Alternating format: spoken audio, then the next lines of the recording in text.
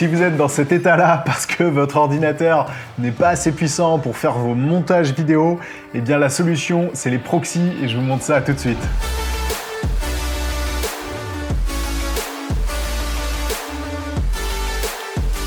Salut à tous et bienvenue dans Lumetri. Pour ceux qui découvrent la chaîne, sur cette chaîne, on parle de tutos post-production, de tournage, de matériel, de business et plein d'autres trucs autour de la vidéo. Donc si c'est pas encore fait, abonnez-vous en fin de vidéo si la vidéo vous a aidé et ça vous permettra aussi de ne pas louper les prochaines vidéos. Monter en proxy, c'est la meilleure méthode pour pouvoir faire des montages fluides et sans lag avec n'importe quel ordinateur. Alors peu importe votre ordinateur, qu'il soit puissant ou pas, ça devrait normalement fonctionner. Et si jamais vous êtes dans ce cas-là, vous n'avez pas besoin de changer d'ordinateur ou pire de jeter votre ordinateur à la poubelle, il y a une solution à ça. La solution, ça va être sur Premiere Pro, on va créer justement ce qu'on appelle des proxys. En gros, pour simplifier, les proxys, ça va être une copie de votre vidéo originale mais avec une version en basse qualité et ça va vous permettre de pouvoir faire vos montages sans avoir de lag, donc de manière très fluide. Une fois que vous avez importé vos fichiers vidéo dans Premiere Pro, la première chose à faire, ça va être de créer un fichier uniquement dédié au proxy. Vous allez comprendre par la suite pourquoi je fais ça. Ensuite, vous allez sélectionner tous les fichiers, peu importe s'il y a un mix de 1080, de 4K et même si vous avez filmé avec des fréquences d'images différentes, comme par exemple en slow motion, ça change rien du tout. Donc là, vous allez faire clic droit et ici, on va aller dans doublure et on va faire créer des doublures.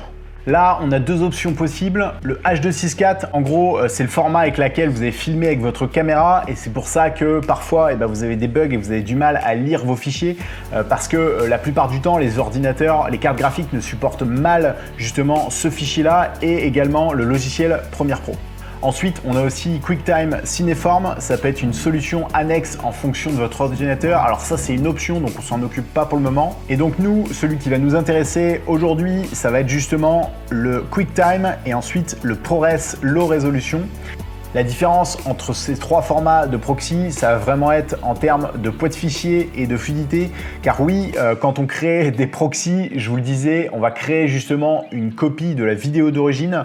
Donc c'est aussi à prendre en compte en fonction de la place que vous avez sur votre ordinateur. Vous voyez, là on a à gauche le fichier initial et ensuite à droite, vous avez les trois exemples de différentes façons d'exporter vos proxys. Donc nous, on va prendre le QuickTime 422 en Low Quality. C'est celui que j'utilise tout le temps pour faire mes montages. Et peu importe si vous êtes sur Apple ou Windows, ça change rien du tout. Ensuite, vous avez deux options. Soit vous créez vos proxys dans le même fichier que les vidéos que vous avez filmées avec votre caméra. Ou sinon, de faire comme moi je fais, c'est de créer justement un dossier séparé. Je vous le disais, un nouveau dossier uniquement pour les proxys.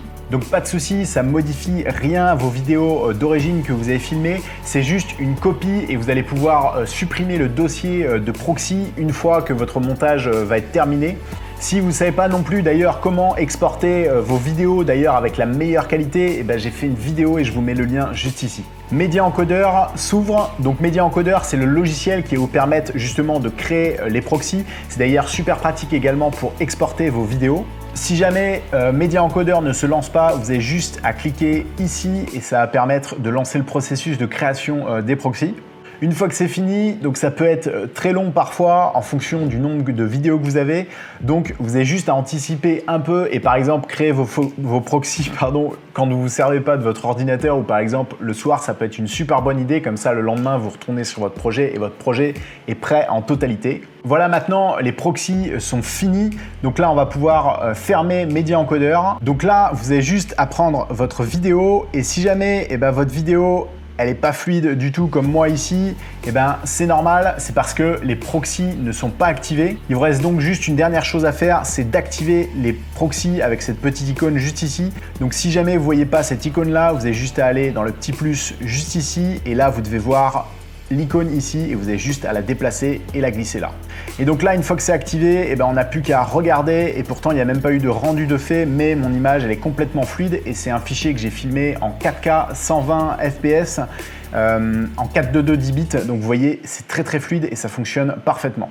Alors vous voyez la différence quand on active ou quand on désactive l'icône de proxy, la qualité de vos vidéos est complètement dégradée, mais c'est tout à fait normal.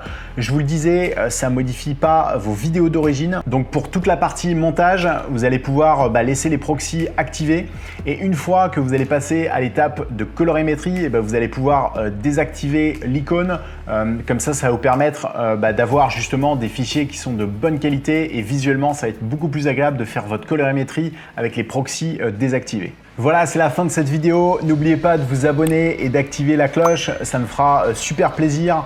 Et d'ailleurs, dites-moi en commentaire si vous connaissiez justement cette technique pour créer justement des proxys. N'hésitez pas aussi à me suivre sur Instagram et à me poser vos questions. Si je peux vous aider au maximum, ça me fera super plaisir d'échanger avec vous. Merci d'avoir regardé cette vidéo jusqu'au bout. J'espère que ces conseils vont vous aider à monter plus rapidement. En tout cas, moi j'ai pris plaisir à partager ça avec vous. Merci à tous. Et je vous dis à la prochaine.